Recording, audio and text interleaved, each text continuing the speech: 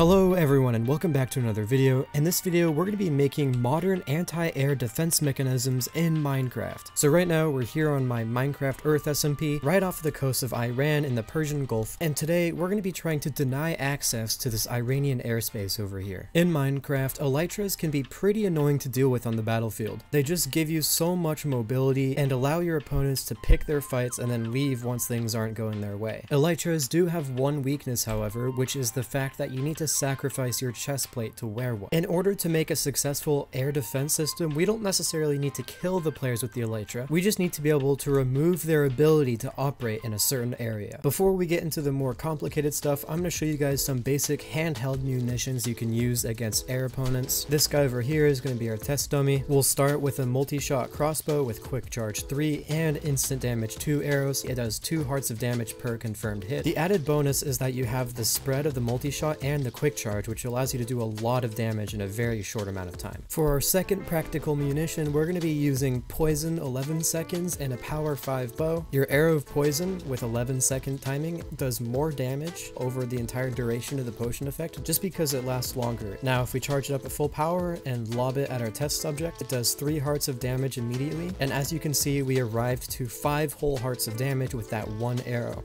As an added bonus, having poison is really annoying. You get this terrible damage tick, and it's just a great way to deter elytras in a combat theater. In order to craft these super powerful firework rockets, you're going to need to make a bunch of these firework stars, and then craft a firework using 7 stars, 1 piece of paper, and 1 gunpowder. These will give you rockets that do the maximum amount of damage possible. You can then fire these from a crossbow to do a decent amount of damage. Another thing that's important to consider is that they do splash damage, and they'll burst in the air. If you have enough people with these firework crossbows, you can essentially shut down a whole area of airspace and do a pretty decent amount of damage to anyone that tries to fly through it. The problem with these methods is that in a lot of cases you can't afford to dedicate extra infantrymen into air defense when you should be focusing on your ground operation. For that, let's hop into a test world and try and figure out some more passive munitions. My first thought was to use a system of dispensers and observers, but the result is fairly unintimidating. The same goes for arrows, they just don't reach far enough. But I soon had a better idea. A lot of you probably already know that if you crash enough minecarts into another block, you can create a pretty explosive result.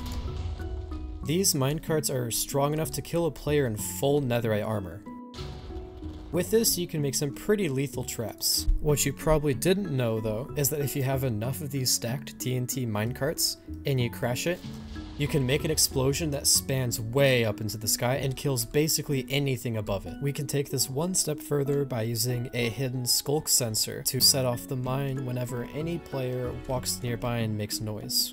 One problem though, the skulk sensor doesn't exactly have the most range. Instead, we can make use of these calibrated skulk sensors. To do that, we'll have a redstone line running to the trap, a redstone block, and then we'll place a few blocks up. We'll place a piston facing downwards, and a calibrated skulk sensor right up top. Then all you have to do is connect a few of these guys underground. Right now we're going to try and fly through it and just see what happens to us. We just barely survived that. But if you extend out the lines a little bit in each direction, then you can make a system that will kill a player precisely when it flies over it. And if you put enough of these in an area, no one will dare going for a flyby. In reality, you don't even need most of these to be actually functional bombs. Just seeing all of these here, knowing some of them will explode, will be enough to keep most people away. Of course, you can keep the skulk sensor below ground with the rest of the trap, but the only issue is the height in which it can detect is decreased, and also it doesn't have the same intimidation factor as looking out on a giant field of mines. There's a bit more fun we can have with minecarts though. With a bunch of arrows suspended and up to like 40 something TNT minecarts, you'll end up with this shotgun effect with arrows that will instantly kill any player even if they're in netherite armor. Even better, if we lower the height of the minecarts relative to the arrows, we can make a launcher that fires arrows at the same speed at a higher angle up into the sky. Which makes me think, if we have a pile of arrows elevated above 4 different sets of TNT minecarts, in theory you could make a blast of arrows that will eviscerate anything above it.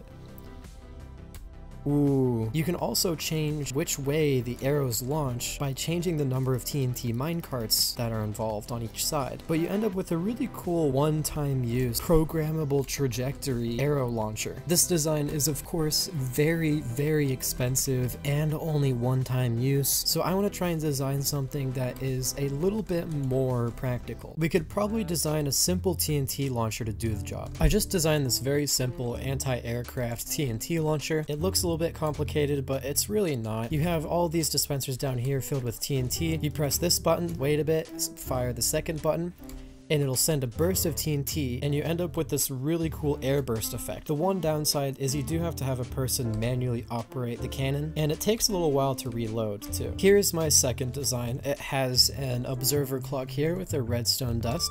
You flick the lever, it pulls this block back, and it allows it to ignite all of these dispensers here. And of course, you get a very moderate amount of TNT thrown up into the sky. All the TNT are different fuses, so it covers a pretty wide area of the sky too in terms of altitude. Or alternatively, you could just equip an elytra and deal with it yourself. After all, it only takes 2 hits with an axe and strength 2 to kill a player wearing an elytra anyways. But don't let me stop you from having a good time. Unfortunately, that's all I have for you guys today. If you enjoyed this video, be sure to like and subscribe, and be sure to check out the Rollin' Earth SMP with the IP on screen, and I'll see you guys next time.